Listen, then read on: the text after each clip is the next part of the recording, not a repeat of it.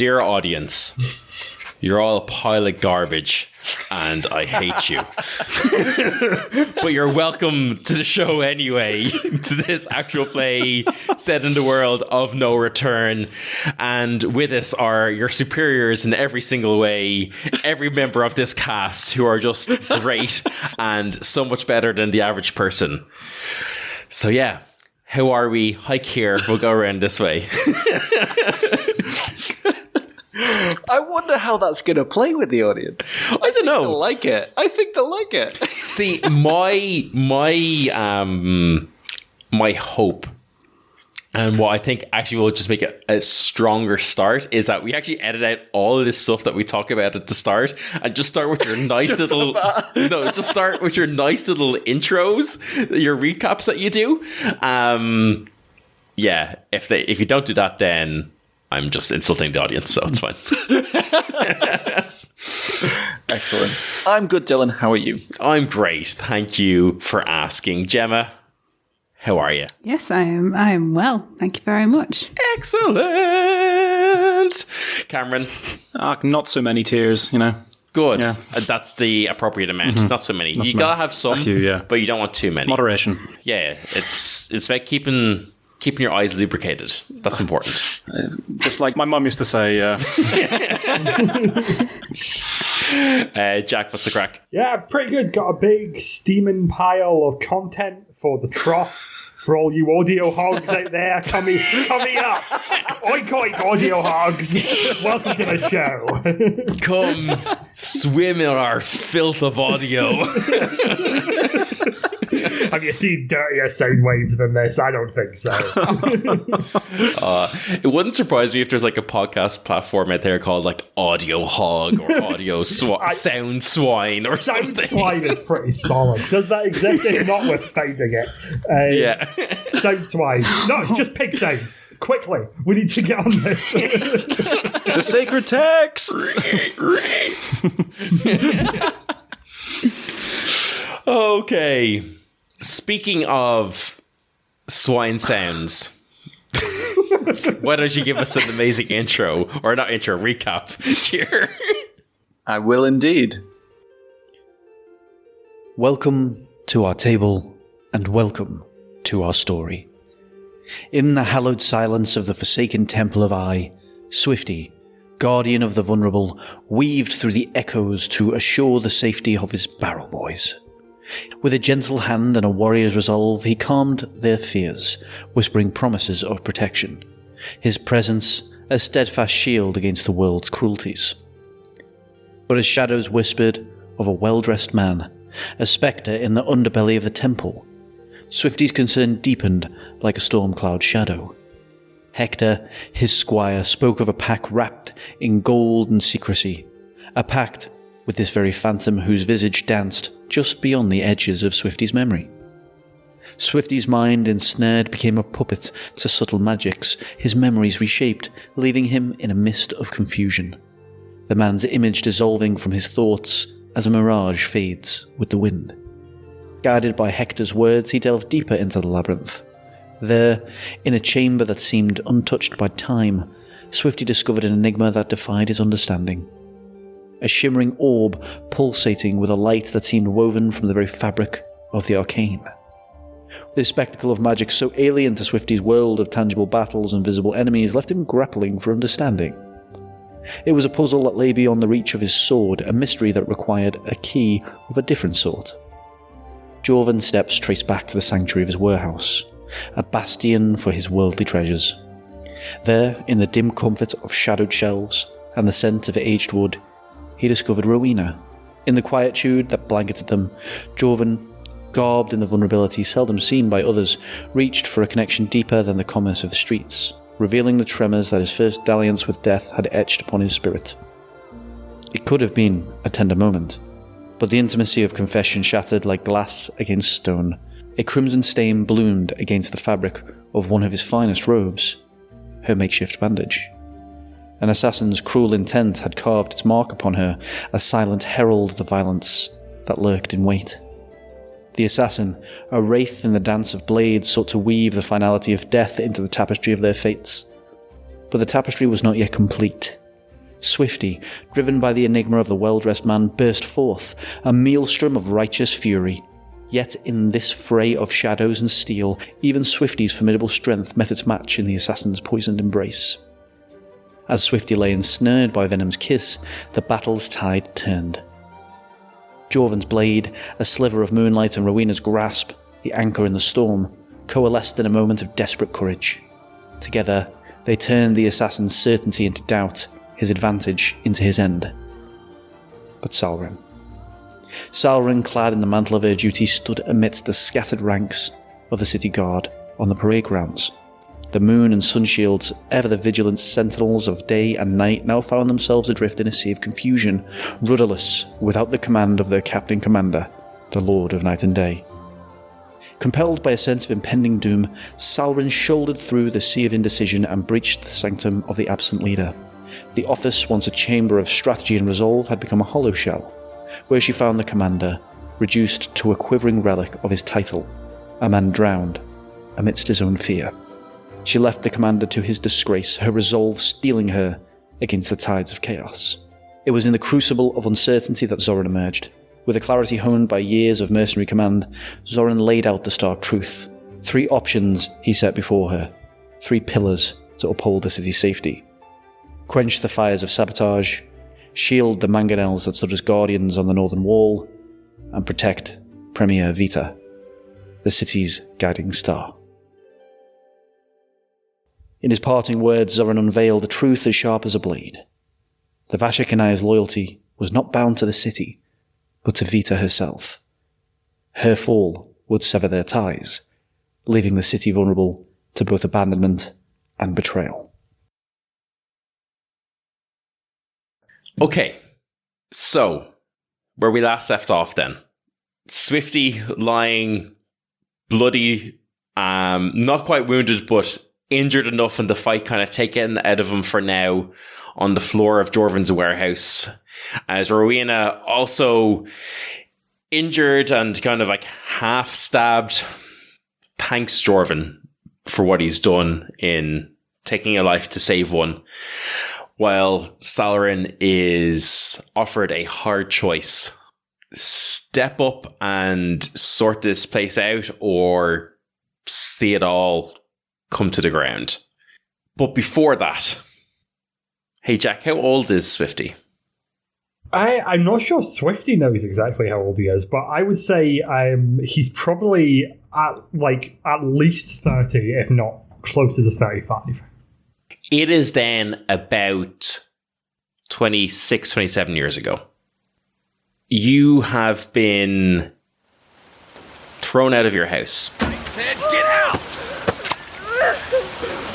You are fending for yourself, and your horns are getting harder and harder to hide.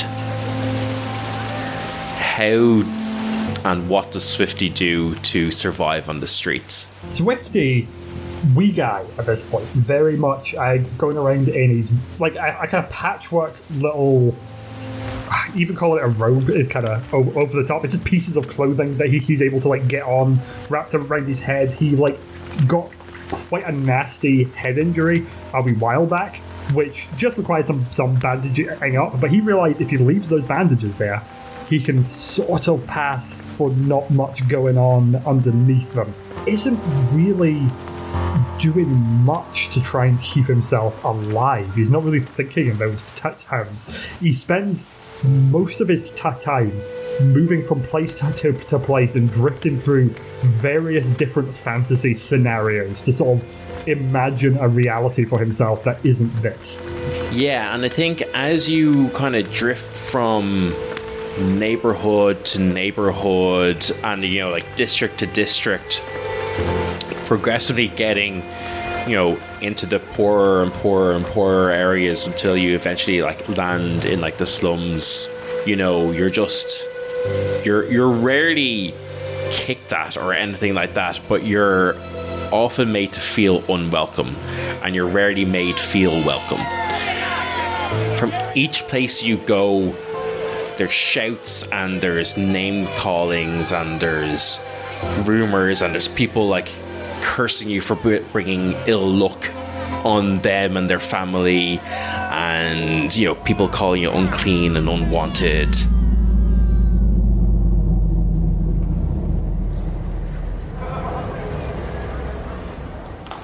A couple of years go by, but still some of the rumors still kind of circulate. Every now and again, something bad would happen to someone. You'd hear them muttering like, I must have crossed the devil.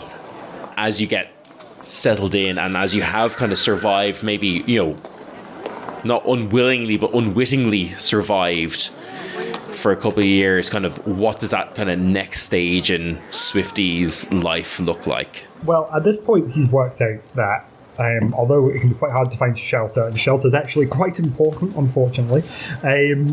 One thing that the slums have in abundance are these wonderful little round containers that are designed for holding liquid and are therefore watertight. And if you position them on their side with the lid facing outwards, you can actually use them when you're small as a pretty solid shelter because they're made to hold liquid in them. So liquid also doesn't get in, which is quite handy. So he spends a lot of time in barrels until barrels will no longer hold his increasingly large frame. And he's spending as much time as he can finding amongst, you know, the various, like, people that don't make him feel unwelcome, as you say. But I think at a certain point he looks so wretched that there is some people that will just give him a little bit of sympathy. Now, he is fully outside of himself here. For the king! For freedom! He is wandering around and he is, you know, this is his kingdom, this is his lair. Sometimes he's a monster stalking the streets. Never does anything, but he's just creeping about doing his own little imaginary things. And at one point, he is listening to this old woman about 2 buildings over reading a story to her kids, or her grandkids, most likely.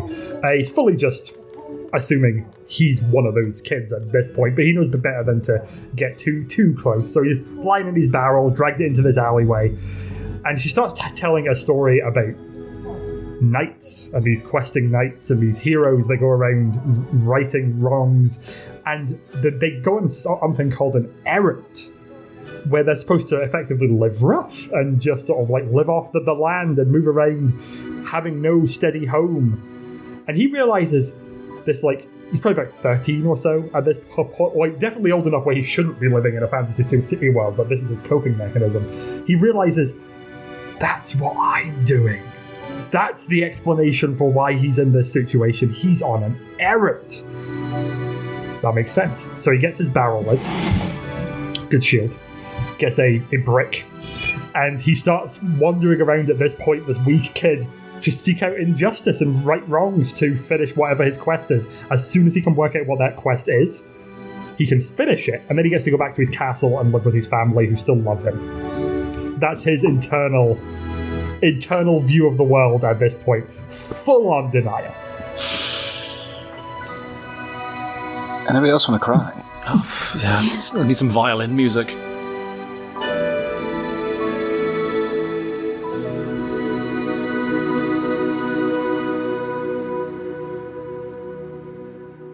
There's also, I realized I never fully ran by the spells Swifty gets as a tiefling. Now, I haven't used any of them, so I'm happy to switch any of these out. One of the ones he gets at level 5 is Detect Thoughts. So maybe every now and again, there's little snippets of things just filtering in. Just every now and again.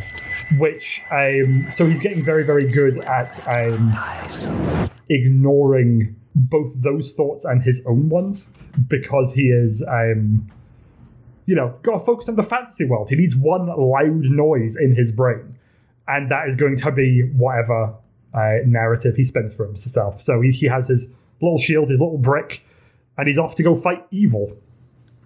Man, that was much sadder than I ever expected. Yeah. Swifty's had a bad time of it.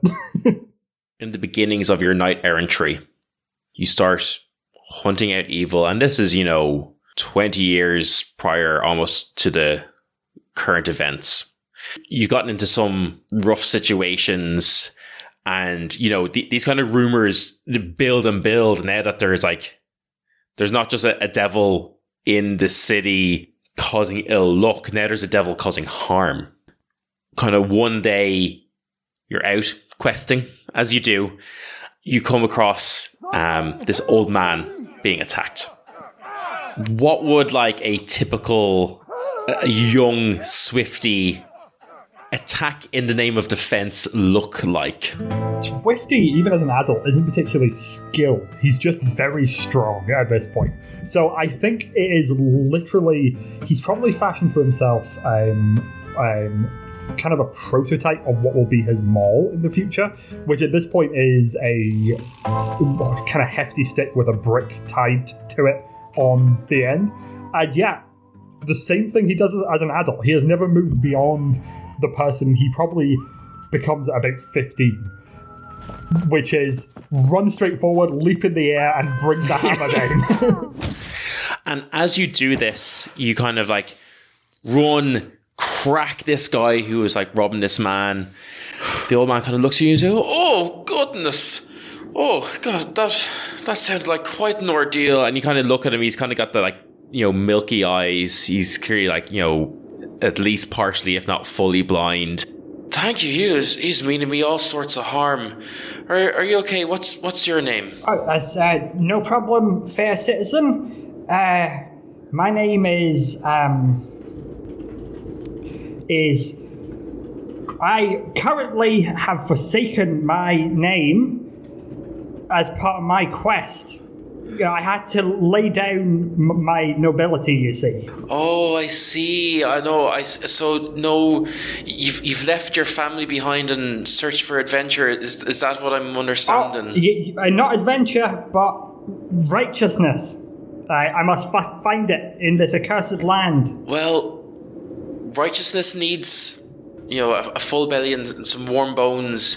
As a thanks, I've got some stew left over at home. I can help you if you want some. Oh well. It wouldn't be very righteous to say no to a reward. Well, justice is its own reward. But I suppose if you're going to insist, that sounds good. I do. All right. Yeah. Thank you. That'd be good. Hey, listen. I should probably come in like the back door or something. No, it's fine. Wait a minute. I got this pot, and he just gets as well on his head. Like, there we go. Okay. And he kind of like, he holds out his arm for you. He's like, You're young, you've got lots of energy, maybe don't go off running, but I'll guide you if you can just hold me steady. Oh yeah, sure. Yeah. And he walks you to a more of a nicer area of town and kind of sits you down, makes his way through his little house, more of like a cottage than anything, like a small like bedsit type thing. Sits you down, feeds you a nice bowl of stew. As he's talking to you, and like he starts telling stories of like, oh, you know, back in my day, I would have, you know, given them what for. No one would have stood against me, but oh, I bet, yeah. Oh, yeah, thanks. You know, he kind of give him a bit of encouragement. And when he says that, he reaches out and kind of like goes to like tussle your hair. Oh, yeah, that's all right. Oh. I haven't been able to see for, about 10 years now, and people make a lot of judgments on what they see, and not a lot of judgments on what you do. I've kind of learned to get past that now in this time. Look, tell you what, this pot, you can use this. I can maybe teach you how to just make this stew, and you can use that pot for that. Look, I'll give you this. And he kind of goes to like a little chest under his bed and takes out a helmet. This is the only bit of armor I had back from my soldiering days. Had to sell all the other bits of it, but I think you could use it. This is like treasure, mister. You sure? Well, you did a quest, didn't you? You helped someone in need, and all right, yeah, okay, right, yeah. You could. That's how it works. You do the quest, and you get you get more stuff, and you get okay. Yeah, it like puts it on way too big for him at this whole point, just sort of like hanging there, like he's like malnourished, so he's like very skinny still at this point. He's just like, all right, oh, okay, yeah, because if this I can do like headbutts against evil, that'll help. Yeah, you can. Yeah, okay. Oh, I gotta get more of this, and then I can really make sure, because then, right, if everyone knows that I'm around here, then nobody will do anything. Or anything bad. With you in the city, I feel safer already. Yeah? Really? Really. Okay, yeah, alright then. I gotta just... Right, okay, yeah, that sounds great. Alright, look, would it be okay if sometimes I came back to tell you about... It's good talking about this stuff, because is that okay? I'll have a stew ready for you every day. What's your name? Sorry, I was just... Nice is supposed to have good manners, and I was just kind of... My name's Eric. All right, Eric, good to meet you. Thank you for the helmet. I got to go do more quests now, but I'll be back. Make sure everything's okay. Make sure you wear that helm now. All right. Every day. Will do. Yeah, it's going to put the strap on. All right. Okay, first quest. Great. And heads back out into the streets. And yeah. Salryn, you're in the muster yard. Zoran has just basically laid out what's going on. He's reminded you that the contract in which the Vashek and Daya are operating under is specifically only with Vita, but that he is also expecting more attacks, more forces coming, and that the weak point would be, if an army were to attack, would be to either sabotage the gates, so there's no gates stopping them, or failing that they can use siege towers to get on top of the walls, but to do so they would need to destroy the mangonels or somehow sabotage them. As Zoran kind of like gives you the final kind of like shape up or ship out kind of talking to you, he says, look, you can take this as well. Yeah, it gives you a hangover from hell, but you know it can be good. And he gives you a little bottle that's kind of like a light blue, and you know this feel like the Vashik and Daya is, they say elixir, it's essentially just speed. It's like it's a cocktail of drugs. And so the way this will work is it's essentially a short rest in the bottle, but it will not cure any wounds. So if someone has been wounded, we haven't fully got into our wounded rules and stuff yet because I can't wound people for some reason because I can't roll. But if they were wounded and so their arm is broken or their shoulder dislocated or their ankle twisted or something, it won't heal that. But basically, it just gives you a jolt of energy and kind of gives you more fighting spirit. But it's not like it doesn't actually heal you. But mechanically, we say it'll be a short rest. So you'll get your short rest abilities back, and you get your whatever HP you roll too, because you're basically tapping on your internal reserves to do it. So he kind of gives you one of those. And kind of is like, okay, look, I got to get back to the gates. I trust you can handle this because, if I'm being honest, doesn't look like anyone around here can do it. So, yeah. Kind of just nods at you and leaves. Thanks. Stay safe. Yeah, you too. Keep that sword sharpened, yeah? Yeah. Shit. So. Okay, Salryn is not liking authority figures right now after her last encounter with one. So she just wants to do something. She wants to do something physical. So she's going to go for the defenses. What way are you going about this? Are you giving any orders to people to do anything else? Are you going to go for Jorvin and Swifty to help you? What is your kind of what's Salryn's game plan to go for the defenses here? She doesn't have any idea where Jorvin and Swifty might be, and to be honest, she's not really got any reason to go and get them at the moment. They weren't a very good team.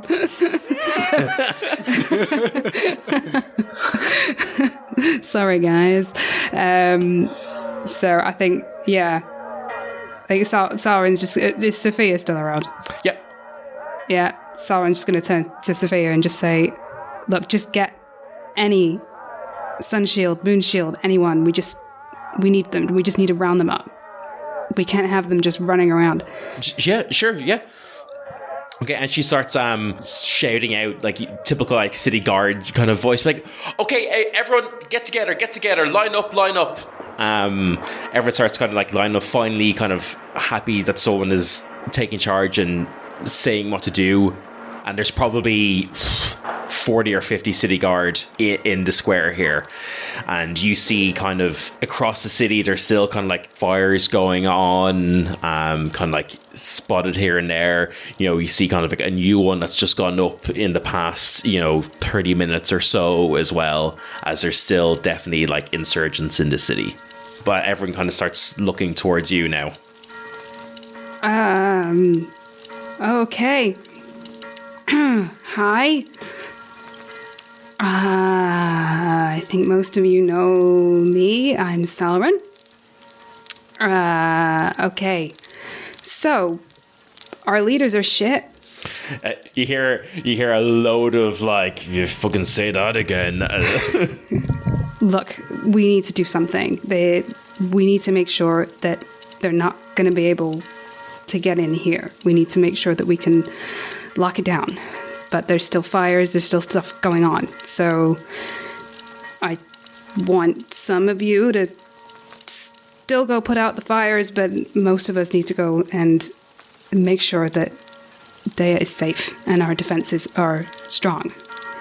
So maybe sun shields go and sort out the fires and the moon shields will go do the defenses. Yeah. Just look at Sophia like, help. Sophia looks at you, she gives a nod, is like, you heard her, come on, let's go, snap to it. I'm kind of like, steps into like a sergeant role for you. Everyone starts kind of like squatting up and leaving, and you see that as people go out, there's like two more stragglers come by, and Sophia says, are we going to defenses now as well, or what's the plan? Are we going out with them? Yeah. I want to make sure that people are actually doing something. Yeah. She then points at these two figures and says, okay, well, you two form up, report in. What are your names? Guardsman Marum Schlemp. A pleasure. Good. Ready to go save the city, ma'am. And I'm Benjamin Rouge. Pleasure to meet you. Guess her name's not Rouge. Well, what are you waiting for? Let's go. You set out towards where like the permanent defenses are set up on the walls.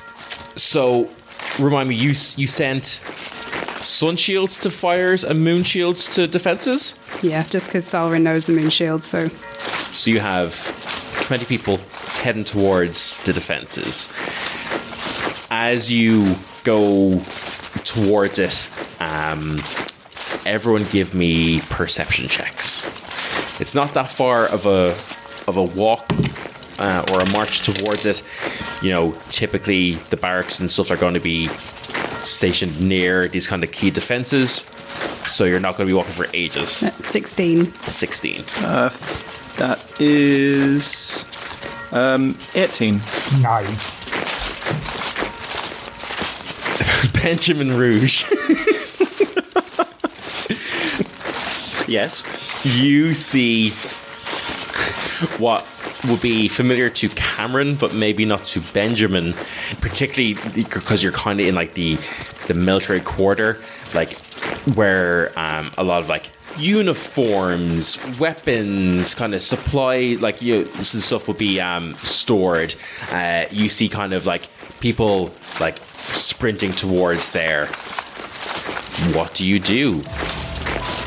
Ma'am, just noticed some movement over there. Should we do something? What? You need to be more specific than that. Oh, sorry. where all the stuff is kept. I saw people running. Just pointing. Okay, let's go have a look. Salryn, give me either an intelligence or an insight check here. I'm not very bright. Okay. That's 16. 16.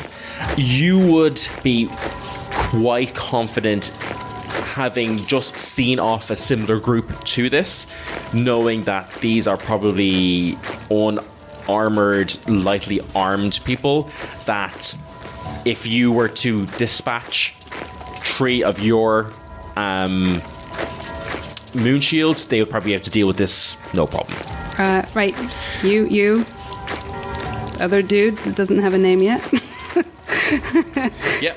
So I'll say for the sake of this, you just send 3 random people to go sort them out. So your party is down to 17. Tell you what though, who's the level 2? Jack, right? That's me, Guardsman Schlemp. Basically, these are going to be chased down and captured or killed. Probably captured because that's general training for the moon shields. Will you just give me 3 athletics checks and tell me the average?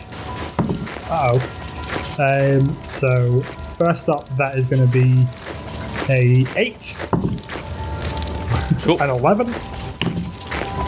And a 15. Okay, yeah, so that's like a 12. Like 11 or 12. These guys were pretty weak.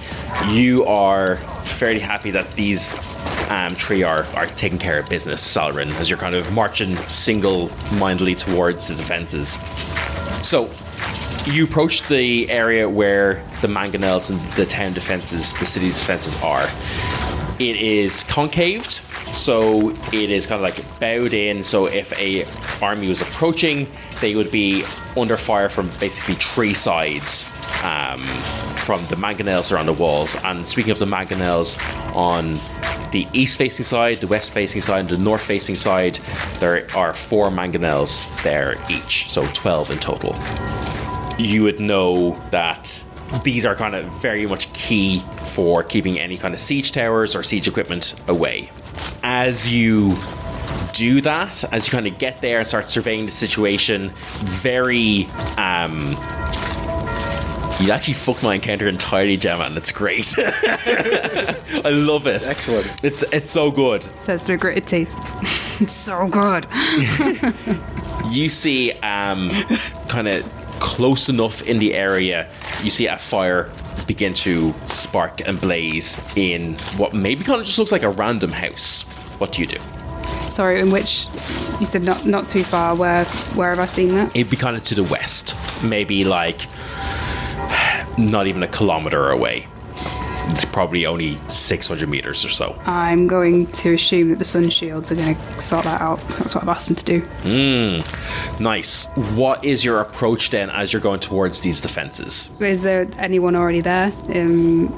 Give me a perception check. And our 2 little red shirts can also give perception checks. Yay! -1, so that's a 10. 21. 13. Benjamin Rouge, the ultimate lookout. Lead scout. We're going to say you're approaching from the south. So on like the west side, so the furthest side away from you, you see some figures on the walls near the mangonels. You see 2 of them. Do they look like city guard, or do they look separate from that? You got a 21. I'm going to say they don't look like they're city guard anyway. They're not wearing armor or city colors. Okay. Ma'am, I can see 2 on the west one. Okay. So point them out. Look. Good work. 2 of them. 2. Good eyes. At this point, we're going to roll initiative. 13. 18. 3 for Schlemp. What's your character's name? Schlemp. Guardsman Schlemp. You thought Benjamin Rouge was bad. I enlisted this morning.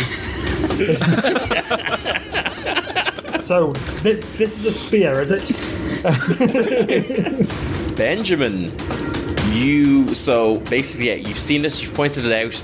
They're far away. It'll probably would take you like full 2 turns of dashing to get to them. What would you like to do? Let's run. Let's go. And is Salryn issuing any orders here? They wouldn't be able to hear me if I tried to shout or get their attention, would I? I would have to get over there a bit. Ooh, I would give you... I'm sure some sort of dice roll could do it if you want to do like intimidation or performance or something like that to like... Yeah, I was just going to be like, hey! Typical copper, like, oi! Aye. What's going on here then? What am I rolling? Either intimidation or performance, I guess. So basically just, you want to be able to just project your voice either, you know, because you've been good at singing or something and you got good lung control, or you're just being a fucking angry bitch and are just shouting. Gemma would sing. Salryn, angry bitch. Beautiful. That's an unnatural 20. Nice. You see these 2 figures who are clearly tampering or like, you know, doing something probably not graffiti or something like that, probably something a little bit more sinister, kind of look up and basically seem to just keep doing whatever they're doing but trying to go faster. Okay, I'm going to draw my crossbow. So I have a crossbow. Everyone get ranged weapons out. Okay, so I will say that your first round is just going to be movement. On your second round, which would be movement again, you'll be able to attack with disadvantage, and on your third round, you'd be able to be there. Kind of flubbing how range and stuff works, but this is kind of just to represent you guys sprinting to get to where you need to be. So yeah, you're issued orders. Everyone takes out their little light crossbows, start running. Poor little Schlump is trying to figure out what way to hold the crossbow. Pointing at his face. Looking down the arrow. Looking down the bow. Is this in right? And as you're running towards it, you see these 2 figures move down to the other mangonels. Each of them have been working on one of them, and they've both moved down to 2 others. And as you're running, you see bursting out of the shadows out of the side street, you see these hulking figures of like just like big bruiser of an orc and this like big burly saurian come like crashing out, both of them short swords drawn, and start attacking.